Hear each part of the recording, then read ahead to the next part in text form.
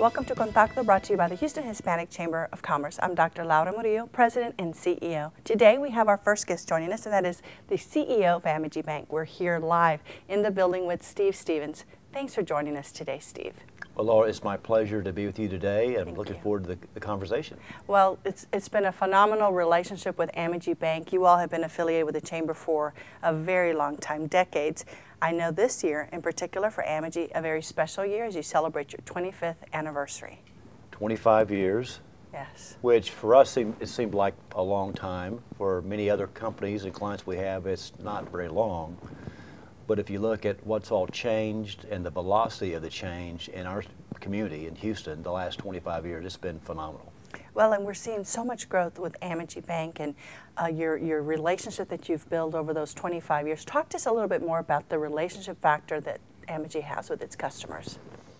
Well, you know, a banking relationship means a lot of things to a lot of different people. Certainly getting good rates and the credit services you need is important, but we've always felt the most important is how you deal with your clients over the long term. You know, the bank was started in 1989, and that was a time where there was a lot of cynicism and skepticism about our economy. It was not a good time to be in banking, and so a lot of the business community, they wanted a good bank, a bank that would really be there with them when times were not as good, which that was a condition at that point. And so today, some of the same characteristics. People are getting a little bit more concerned about oil prices, and so to have a bank that says, hey, we'll see you through that, I think is the most important thing in any business relationship, because you want to be able to get through the good times as well as those that are more difficult. Especially the difficult ones. And speaking of difficult, certainly many people in the Houston area are concerned about these falling oil prices. How are you dealing with this? What are some of the conversations you're having? Well, there have been many cycles in the oil industry. I've been through, I think, 5 myself. And most all of them are unexpected, so that's no surprise. This one's, I think, unique because the severity and how quickly it happened really did catch everybody off guard. The good news of that is I've seen the business community respond to this much quicker than in previous cycles. Now, if you think about it, some of your biggest threat in any good business is denial, denying the conditions that exist around you. But everybody, I think, is doing a great job of that. There are other arguments that we had 3 years of $100 oil prices, and for there to be a mild correction may be healthy in the long run, and I think there's some truth to that. Well, and also the fact that Houston is a much more diversified city than in the past in terms of different industries. And a lot of well, the media and others forget about that. We are much more tied to the national economy.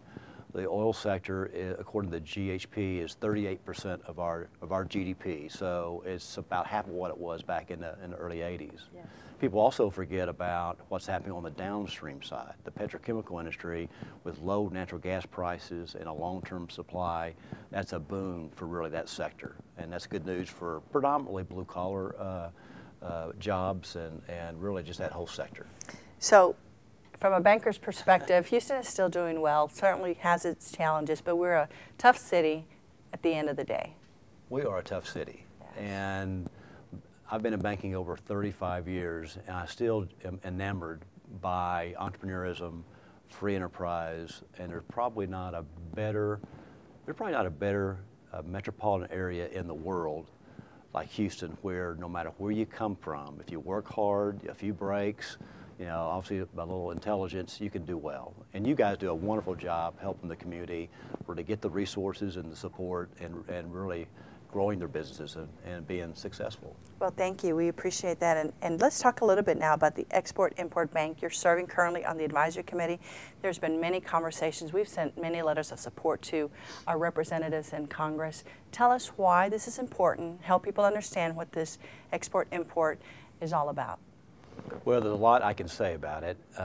It's always good to put in context the value of the Ex-Im Bank and really how it helps small business. For starters, the Ex-Im Bank was actually created by our own Jesse Jones during the Great Depression. He felt like the U.S. needed help in export, so he actually chartered the Ex-Im entity.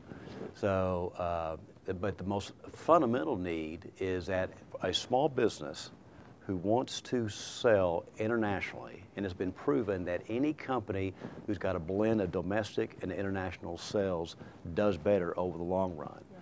But for a lot of small companies, they don't know how to really export, or how you finance international receivables. Policies and laws. It's complicated, and so to have what has been for many years a great partnership between the private sector, the banking industry, and the government, the Ex-Im Bank, to do that well, there's not that many cases where it is a good, healthy partnership over the long run. That's what the Ex-Im Bank really represents. Proud of that. Yes, and also another distinction is the SBA loans. In 2014, you all were ranked #1. Amegy was #1. Why is this so important, especially to a city such as Houston? Well, every company was small at one time.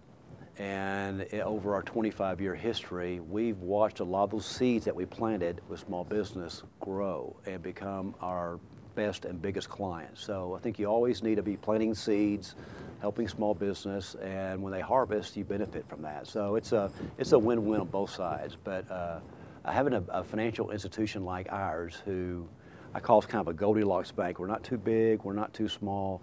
So we don't mind rolling up our sleeves and going to work and helping those small companies, where maybe for a lot of the larger institutions, it may be more problematic to do that. So but we enjoy that role. Well, and we certainly appreciate you all serving in that capacity. Our chamber, 7, 8 years ago, we were a small chamber of commerce with just 300 or 400 members, and have grown to become the largest in the country, thanks to Amegy Bank. You all stepped up when we needed a home. We've been very pleased to be here in your bank, and to see so many of the employees of Amegy just rally behind the chamber when we really needed a friend 7 or 8 years ago. So thank you for that. Well, it's been a very natural partnership, and we thank you for what you've done, how you've created. And what's natural about it is, you know, you look at a lot of different business relationships over the long run, and what really is a trade-off. And what you guys have always, I think, done an outstanding job of, you know what you're doing, so you're a good resource for the entire, really, business community. We trust what you do. You always have really the best of intentions in helping, really, the business community. And lastly, we like you. Yeah. You're fun to be around. So. Well, thank you so much. So it's a win-win. Well, thank you so much. On behalf of the Houston Hispanic Chamber of Commerce, we thank you for joining us on Contacto, and we thank our friends over at Amegy. Steve Stevens joining us today. We'll be right back.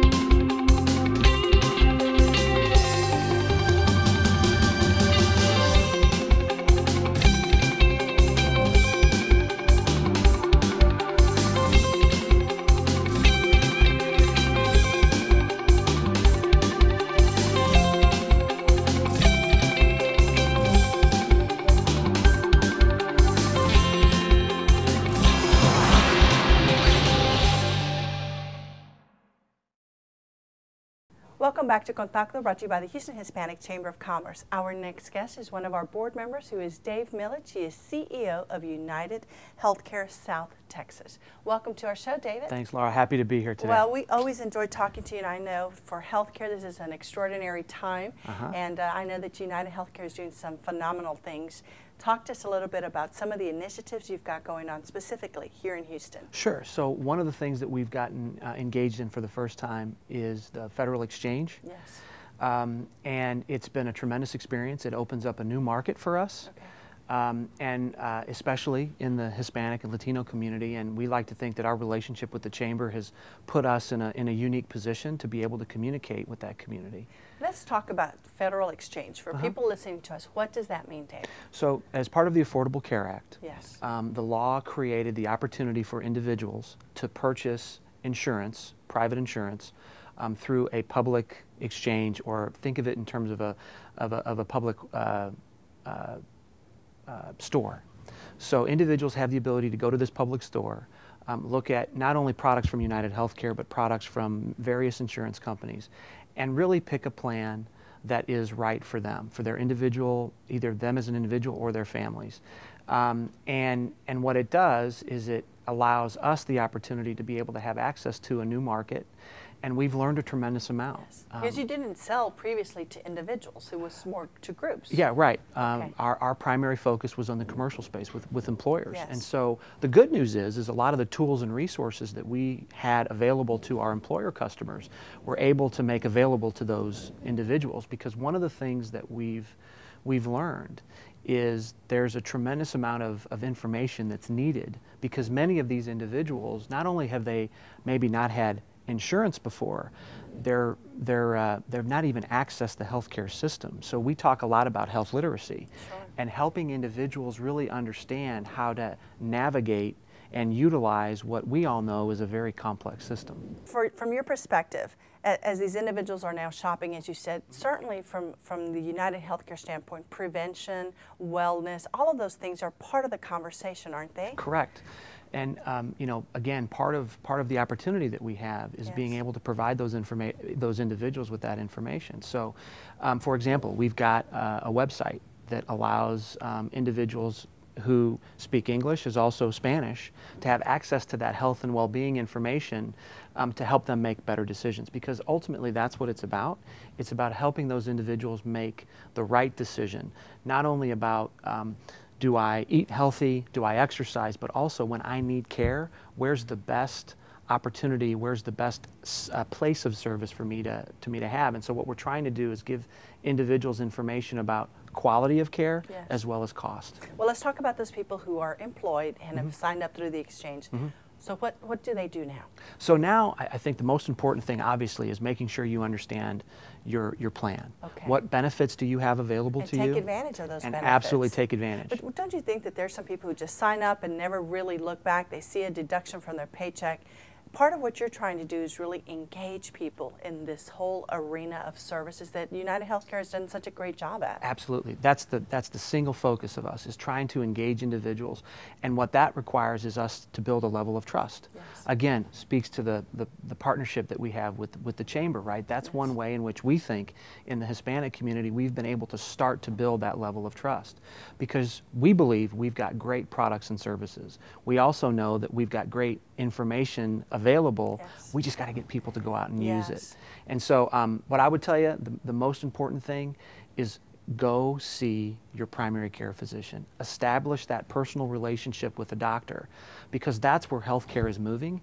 Healthcare, in terms of a delivery system, is moving to a more preventative basis, a more healthcare system, not sick care system. I know that you all are, once again, supporting and underwriting the Health Summit. From your perspective, what does this do in terms of helping small businesses who attend and help UnitedHealthcare get your message out? Well, I'd like to think they walk away with a lot of information about what's going on in the healthcare system. Many of our customers, I don't expect them to be experts in healthcare, right? That's our responsibility. And I think the Healthcare Summit allows us the opportunity to be able to not only get the message about UnitedHealthcare and what we're doing, but I think also what's going on in the healthcare system. We hear a lot about it in the media, I hope people walk away from the Healthcare Summit with a better understanding of what's going on and how it impacts their business. We certainly appreciate you serving on the board of the Houston Hispanic Chamber of Commerce. You and your team have brought great information and a wealth of expertise to our chamber, especially for the small business today that's facing all of these many changes, and sometimes it's difficult to navigate, so it's good to know that you all are providing so much information and technology for our small businesses. It's our pleasure. We couldn't be more thrilled with the relationship we have with the chamber, and very happy to be a large part of what we do. We're happy to have you here. Our thanks to UnitedHealthcare for joining us today. Dave Milich, Chamber Board Member. We'll be right back.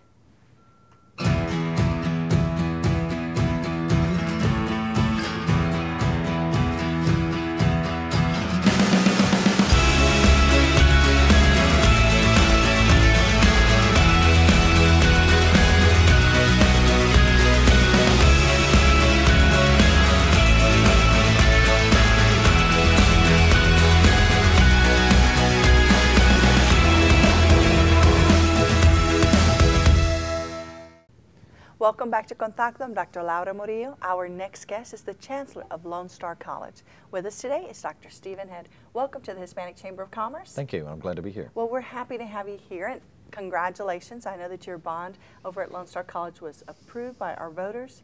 What an interesting, dynamic opportunity for you to come into this extraordinary time in Houston, to have a bond that's so needed for the students and the community of Lone Star College. Yeah, well, thank you for your help on that. Absolutely. It took a lot of effort and a lot of different people supporting that. Yes. But at the end of the day, it will benefit really everybody in the Houston metropolitan area. So we're very happy, and we're moving forward with that. Well, let's talk about that a little bit. What can some of the people expect as a result of this bond being approved? Yeah. Well, the total was $485 million, and as you know, we focused on workforce Yes. programs, and so initially, we have about $300 million out of that going to workforce programs, and these are programs that I think have, we can get students in, we can get them out, we can get them in the workforce, and it will help the Houston economy, it'll help our economy, it'll help the middle class.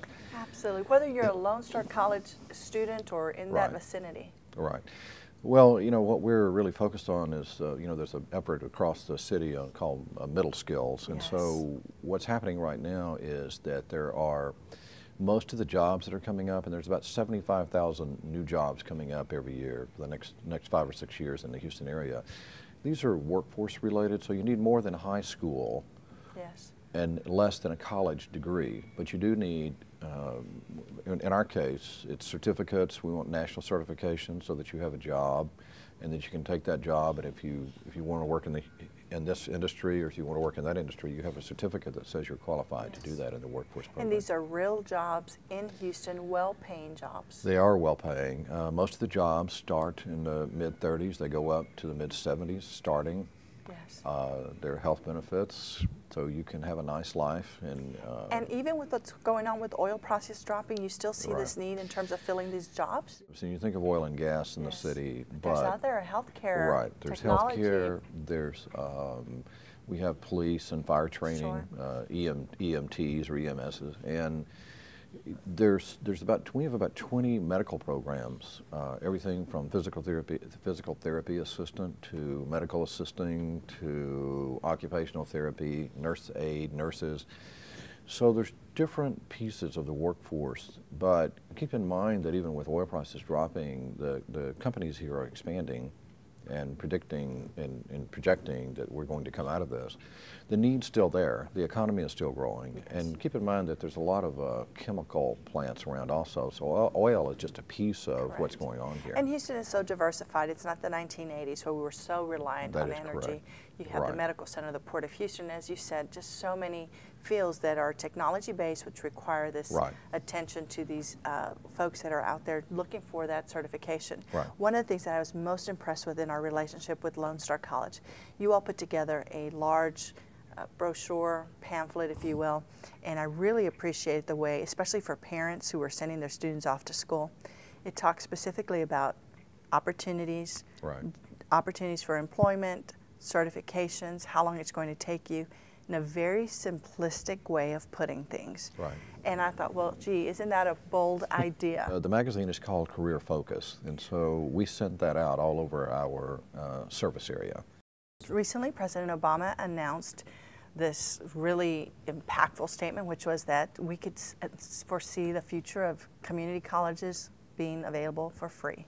Where are we on that? And what does that mean to our population? Well, I don't think Houston? you know this, but I actually was in the White House 3 weeks ago, in the West Wing of the White House, talking to the two primary architects of that plan. They had asked us, Lone Star and another college, to come talk with them about what we thought about it.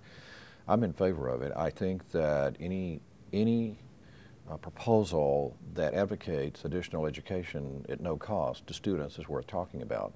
Now, I understand the financial issues. The financial issue is a major one, but there are options to this, and I think as a society that we need to talk about this. Talk to people who are watching. Tell them a little bit about your footprint. Well, we have Lone Star is the largest community college in the state right now. We have 83,000 credit students, and we have another 10,000 non-credit students. So we're about 95,000 students this semester. That's a very large community college. The average community college in Texas is 5,500. Well, we thank you for your engagement with the Houston Hispanic Chamber of Commerce. Lone Star College is certainly such an important has such an important impact on the city of Houston and the greater Houston region. We thank you for all that you've done. Thank you. Well, you're welcome. Appreciate I'm it. glad to be here, and I appreciate the invitation. Well, absolutely. And we look forward to having you back on the show soon. Thank you. Anytime. Thank you. Well, on behalf of the Houston Hispanic Chamber of Commerce, we thank you for joining us on Contacto, brought to you by the Houston Hispanic Chamber of Commerce. Have a great day.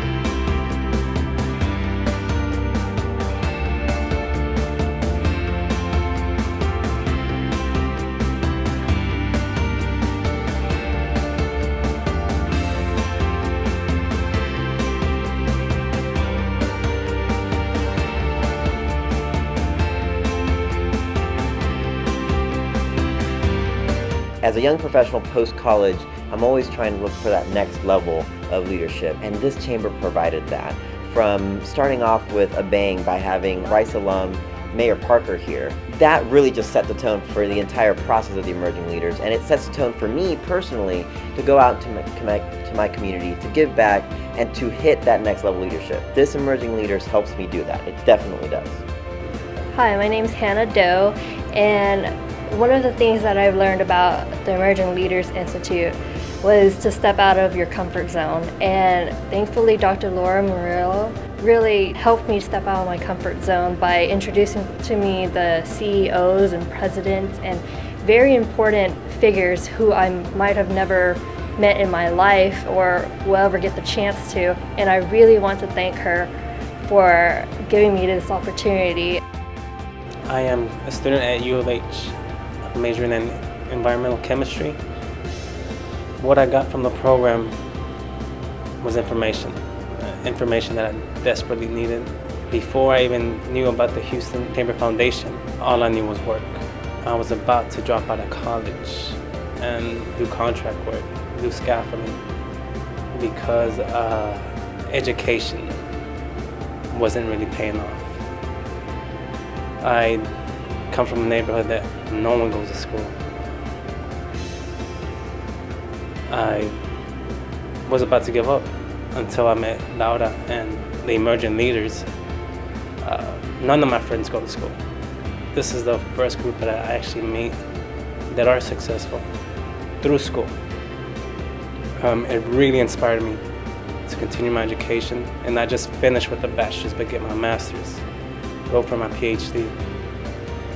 It was just a great opportunity for me.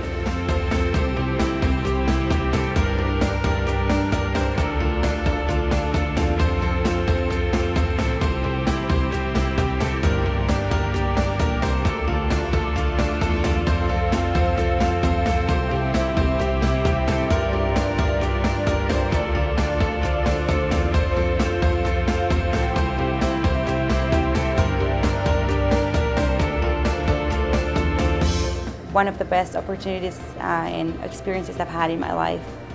So thank you again.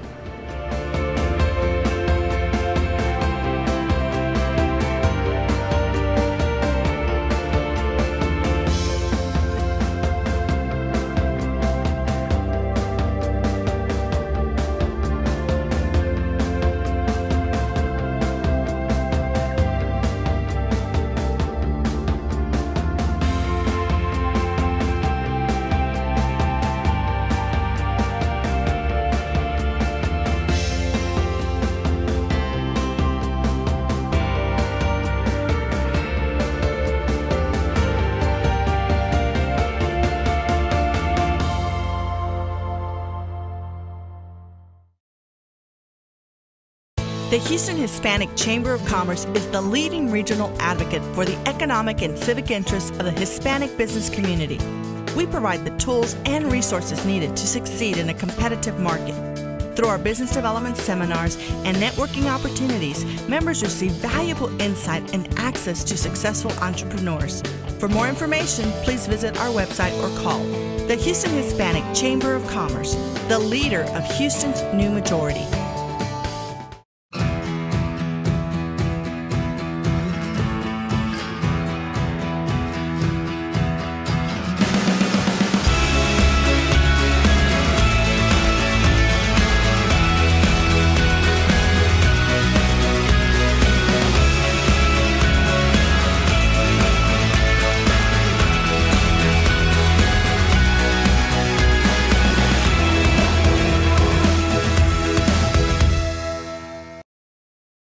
The Houston Hispanic Chamber of Commerce is the leading regional advocate for the economic and civic interests of the Hispanic business community. The Houston Hispanic Chamber of Commerce, the leader of Houston's new majority.